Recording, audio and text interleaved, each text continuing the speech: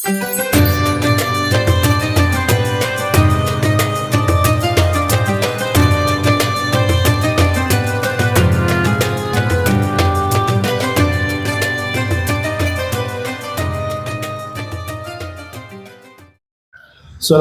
warahmatullahi wabarakatuh.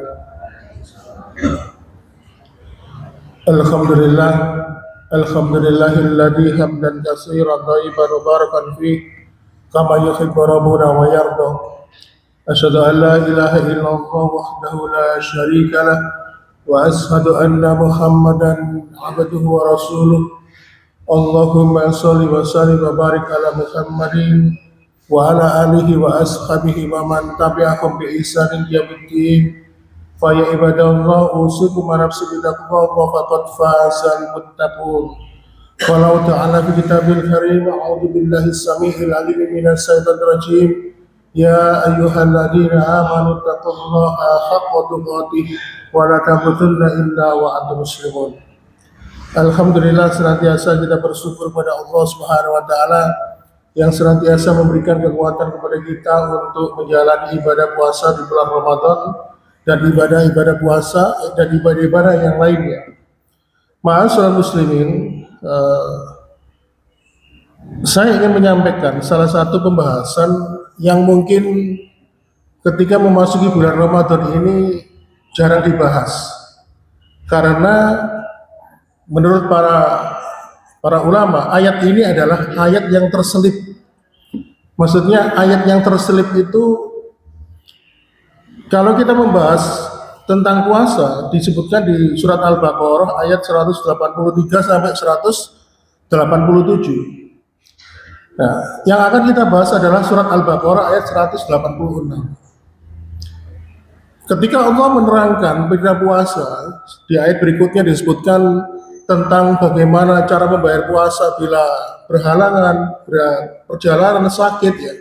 Lalu kemudian seakan-akan tema pembahasan itu melompat.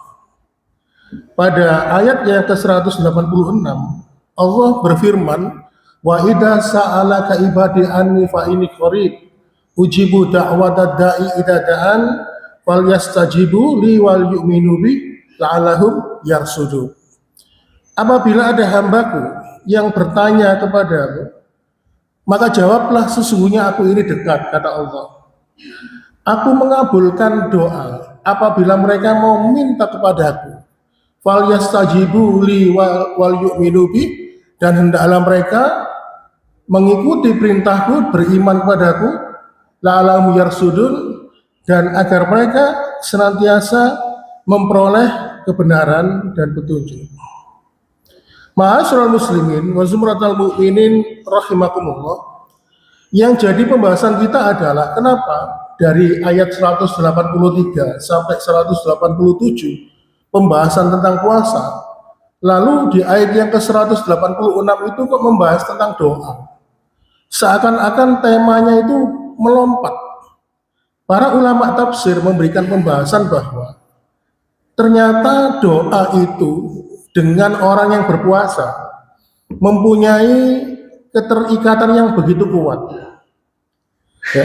Sehingga akhirnya para ulama ini memberikan pembahasan seakan-akan dengan kekuatan puasa ini, ya seperti kita ketahui ya, orang berpuasa itu kan hubungan pribadi dengan Allah itu kan begitu kuat, sampai Allah mengatakan puasa ini untukku dan aku yang akan membalasnya. Makanya kenapa Allah mengatakan apabila ada hambaku yang bertanya kepadamu, jawablah, sesungguhnya aku ini dekat. Dekat artinya karena ada keterikatan kita yang sedang berpuasa dengan Allah Subhanahu wa taala. Saking dekatnya keterikatan itu menyebabkan kita ini tidak mampu dan tidak mau berbuat curang ketika berpuasa. Seakan-akan kalau kita di rumah sendirian, tidak ada orang lain, kita nggak mau makan dan minum karena merasa ada pengawasan dari Allah Subhanahu wa taala. Ma'asyiral muslimin wa sumratal mu'minin rahimakumullah, Imam Ibnu Katsir memberikan pembahasan di dalam kitabnya, kitab tafsir Ibnu Katsir. Walaupun doa di ayat 186 ini kesannya melompat dari tema, Sebenarnya itu enggak melompat, tetapi kata Imam Ibnu Katsir, agar kita ini mau bersungguh-sungguh berdoa, terutama dalam keadaan berpuasa. Jadi puasa itu ada hubungannya dengan doa. Tanpa doa, puasa itu akan menjadi hambar. Ibarat masakan, maka doa itu adalah bumbunya yang menyedapkan masakan itu. Oleh karena itu, ma'asyiral muslimin, maka menjaga hubungan yang kedekatan hamba dengan Allah ini salah satunya dipererat dengan doa. Kemudian di ayat itu Allah mengatakan, fa inni qarib, sesungguhnya aku ini dekat. Kedekatan yang tanpa perantara. Ya seperti kita ketahui, kalau kita ini berpuasa, walaupun kita sendirian, kita berada dalam pengawasan Allah, merasa diawasi oleh Allah, kita merasa dekat dengan Allah, dan kedekatan itu tanpa perantara. Biasanya para sahabat itu sering bertanya kepada Rasulullah SAW tentang suatu hukum.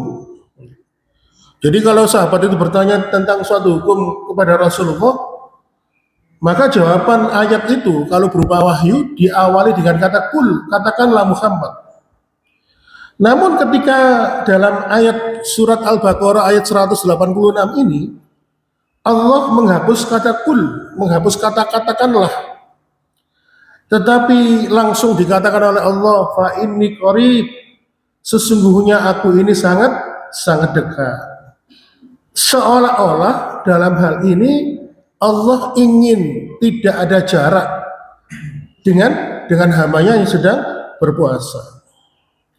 Setidaknya ma'asyiral muslimin, di sini mengandung beberapa kelebihan atau kemuliaan ya. Seperti Allah itu memberikan kehormatan untuk kita, diberikan privilege. Salah satunya Allah mengatakan ibadi, hambaku. Di sini Allah memandang orang-orang yang berpuasa itu disebut ibadi, hambaku. Ya seperti kita. Ya, selama ini kalau kita melihat ayat seperti menceritakan tentang peristiwa Al-Isra, di situ kan menceritakan bahwa Nabi Muhammad itu dianggap hambanya Allah. Begitu juga dengan ibadah puasa di bulan Ramadan, orang-orang yang berpuasa di bulan Ramadan dikatakan oleh Allah, apabila ada hambaku, kita disebut sebagai hamba. Padahal kalau di konteks yang lain, kita itu sering mengaku sebagai hambanya Allah. Sering saya kenal Pak Prabowo, tapi belum tentu Pak Prabowo kenal kita. Saya ini hambanya Allah, kita mengaku hambanya Allah, tapi belum tentu Allah mengakui diri kita adalah hambanya. Tetapi di ayat 186 Al-Baqarah ini mengatakan, apabila ada hambaku, kita diberi privilege oleh Allah sebutan sebagai hamba. Ma'asyiral muslimin, lalu kemudian di situ Allah mengatakan fa ini qarib, sesungguhnya aku ini dekat. Artinya adalah menegaskan bahwa kita ini tidak ada batasan ruang dan waktu. Sehingga kalau kita ini berdoa, ya, kita mendapatkan fast respon yang cepat, ya. Kalau kita ini tidak ada batasan jarak, tidak ada batasan ruang dan waktu, maka kedekatan itu adalah kedekatan yang spesial. Oleh karena itu, ma'asyiral muslimin wa sumratal mu'minin rahimakumullah. Lalu kemudian di situ Allah mengatakan, ujibu da'watad da'i, aku mengabulkan permohonan seorang hamba apabila dia mau berdoa. Artinya Allah mengatakan, kalau kamu mau minta sesuatu, mintalah kepada aku. Kalau engkau butuh sesuatu, butuhlah ke aku. Kalau engkau berdoa, berdoalah kepadaku. Allah memberikan fasilitas. Padahal selama ini kita melihat ada beberapa konteks seperti surat yang membahas tentang sholat malam tahajud itu. Allah dalam hadis juga disebutkan Allah turun di sepertiga malam terakhir. Allah mengobrol janjinya, barang siapa yang meminta, maka aku pasti akan beri. Barang siapa yang meminta pertolongan, aku akan beri perlindungan. Barang siapa meminta rezeki, maka aku akan beri. Di sini Allah mengatakan apabila ada hambaku yang meminta berdoa, meminta kepadaku, maka aku akan mengabulkannya. Ma'asyiral muslimin, di sini syaratnya cuma kita meminta. Lalu Allah Subhanahu wa taala mendengar keluhan kita. Khalid bin Ar-Rabi, salah seorang ulama mufassirin, menyoroti keistimewaan ayat ini dibandingkan ayat lainnya. Misalnya kalau di ayat yang lain ketika Allah Subhanahu wa taala menyampaikan sebuah janji, maka akan diberikan prasyarat. Misalnya apabila mereka ini diberikan janji kepada mereka berita gembira, berita kebahagiaan, mereka syaratnya harus ikhlas. Tetapi khusus ayat ini Al-Baqarah 186, Allah tidak menyebutkan prasyarat yang rumit. Cukup kita ini berdoa, ya, kita meminta kepada Allah, ya, terlebih dalam keadaan berpuasa, maka Allah akan langsung merespon. Tentu kalau kita berdoa, kata Rasulullah, doa itu tidak langsung dikabulkan. Ya. Ada 3 cara untuk mengabulkan doa itu, kata Rasulullah, sesuai dengan akan dikabulkan sesuai permintaan kita di dunia saat itu juga. Seperti doanya Nabi ketika minta pertolongan di beberapa peperangan, seperti doa minta hujan, ya. Atau mungkin doa-doa yang lain yang langsung diminta sesaat itu. Seperti doanya seorang sahabat yang waktu itu dia diincar oleh kaum musyrikin. Saya lupa namanya sahabat itu. Dia rencananya sama kaum musyrikin itu mau dicincang badannya, dimutilasi, ya. Bahkan sampai ada salah satu tokoh kaum musyrikin itu akan menjadikan batok kepalanya itu, tengkorak kepalanya mau dijadikan tempat minuman. Lalu dia berdoa kepada Allah di peperangan itu. Saya masih lupa namanya. Ya Allah, kalau kau wafatkan, jangan jadikan jasadku ini menjadi santapan mereka. Sehingga akhirnya apa? Ketika sahabat ini meninggal dunia, Allah datangkan hujan yang lebat sehingga akhirnya mendatangkan banjir, sehingga jasad sahabat ini pun terbawa oleh banjir. Lalu orang-orang kafir musyrikin waktu itu berusaha mencari jasadnya, nggak ketemu. Nah, ini salah satu contoh doa yang langsung dikabulkan.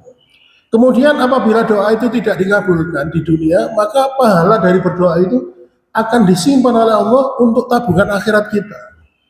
Jadi makanya kalau kita berdoa itu jangan pernah untuk berputus asa. Semakin kita banyak berdoa, semakin banyak permintaan yang kita minta kepada Allah, maka di situ akan ditulis pahala untuk kita. Kemudian cara yang ketiga, Allah mengabulkan doa kita adalah doa itu dijadikan oleh Allah sebab kita ini dijauhkan dari keburukan dan musibah yang begitu menyedihkan. Jadi doa itu tidak ada yang sia-sia.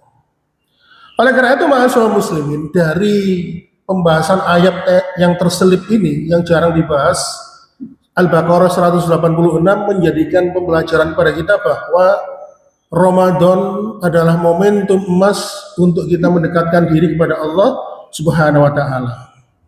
Yang artinya ketika kita menahan lapar dan dahaga, di saat itulah saat-saat yang paling dekat dengan Allah Subhanahu wa taala. Allah ingin memanfaatkan waktu-waktu itu dengan kita berdekatan, maka waktu itu jadikanlah kesempatan untuk berdoa. Oleh karena itu Allah mengatakan, berdoalah kepada aku, maka aku akan mengabulkan. Apa syaratnya, kata Allah di situ? Yaitu fal yastajibuli wal yu'minu bi. Hendaklah mereka mengikuti perintah-perintahku seperti perintah yang diwajibkan. Lalu kemudian wal yu'minu bi, beriman dan bertakwa kepadanya. Hanya syarat ini yang diminta oleh Allah. Nah, kalau kita mampu menjalankan perintah-perintah Allah, kita beriman dan bertakwa kepada Allah, lalu Allah memberikan privilege janji kepada kita, berdoalah kepadaku, maka aku akan mengabulkan permintaanmu, maka disinilah doa-doa itu pasti akan dikabulkan oleh Allah Subhanahu wa taala. Makanya kenapa ada keterangan dari sebuah hadis yang mengatakan doanya orang berpuasa itu adalah doanya diterima sepanjang dia itu berpuasa di hari itu, sepanjang waktu, setiap saat doanya pasti akan diterima. Inilah penjelasan kenapa orang-orang yang berpuasa itu disarankan untuk banyak berdoa. Makanya kalau ini menurut cerita jamaah yang umrah di bulan Ramadan di Tanah Suci di Masjidil Haram itu punya kebiasaan 15 menit sebelum berbuka itu berdoa, minta apa saja, yang penting minta kepada Allah, minta apa saja. Sehingga para ulama itu memberikan sebuah pembahasan, ada pertanyaan waktu itu, wahai Syekh, lebih utama mana, berdoa sebelum berbuka puasa atau sesudah berbuka puasa? Karena doanya orang yang berbuka puasa itu kan dikabulkan oleh Allah. Lalu sang Syekh itu menjawab, lebih utama berdoa sebelum berbuka puasa, karena waktu itu dia masih dalam kondisi berpuasa, dan kondisi orang berpuasa itu doanya pasti akan dikabulkan oleh Allah Subhanahu wa taala. Jadi ketika kita nanti berbuka puasa sambil menunggu waktu berbuka puasa, maka selingilah dengan doa-doa. Mintalah kepada Allah Subhanahu wa taala. Karena bulan Ramadan ini adalah bulan untuk menggembleng kehidupan kita di akhirat, maka perbanyaklah minta urusan untuk dipermudah di kehidupan akhirat. Jangan terjebak kepada paham materialisme ya. Karena sekarang ini banyak manusia itu yang terjebak dengan paham materialisme, berdoa hanya untuk masalah dunia saja. Yang minta diberikan rezeki, diberikan pangkat, jabatan dan sebagainya, ingin diberikan karir yang mentereng, yang moncer. Padahal kalau kita melihat hidup kita di dunia itu paling mentok berapa tahun sih, tetapi kalau kita hidup di akhirat sepanjang waktu dan abadi, kata Allah Subhanahu wa taala di dalam Al-Qur'an. Sehingga karena jangkauan waktu yang begitu panjang, begitu lama di akhirat, maka seyogyanya ketika kita berdoa, maka kita minta kebahagiaan di waktu akhirat, dimudahkan hisab, diberikan pahala yang melimpah, diberikan ampunan, diberikan syafaat dan sebagainya. Oleh karena itu, ma'asyiral muslimin, maka marilah kalau dari penjelasan ayat surat Al-Baqarah ayat 186 ini, marilah kita banyak-banyak berdoa kepada Allah Subhanahu wa taala. Marilah kita doakan saudara-saudara kita, keluarga-keluarga kita, jamaah masjid kita agar senantiasa menjadi hamba-hamba yang senantiasa diberikan istiqomah oleh Allah menjalankan ketaatan, menjalankan ibadah dalam kehidupan dunia. Dan mudah-mudahan kita juga mengharapkan apa yang kita tunaikan, amal ibadah kita dalam kehidupan dunia, kelak dalam kehidupan akhirat diberikan ridho oleh Allah dengan balasan berupa kenikmatan surga. Demikian yang dapat kami sampaikan pada pertemuan pada pagi hari ini.